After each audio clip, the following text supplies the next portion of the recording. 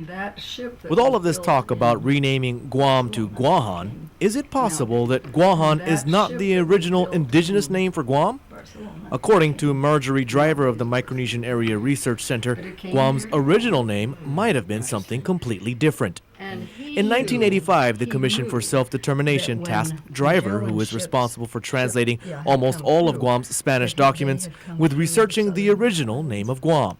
I undertook to review the hundreds, if not thousands, of pages of some of our original Spanish documentation here, to record as far back as possible what the name of the island could have been, or is, or was.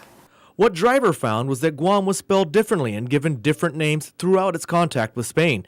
She found over 20 different spellings or names for the island, including Goan, Goam, Guam, Guahan, Boan, and even Iguana.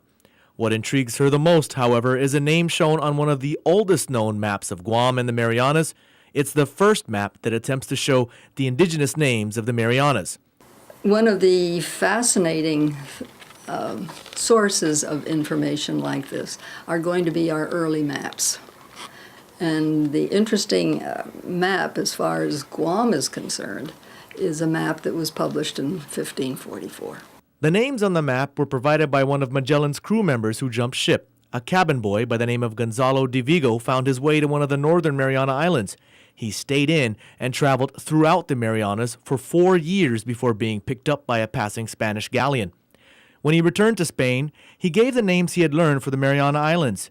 The name he gave for Guam and the name recorded on the map is Baham, spelled B-A-H-A-M. He was young enough so that his hearing was very good.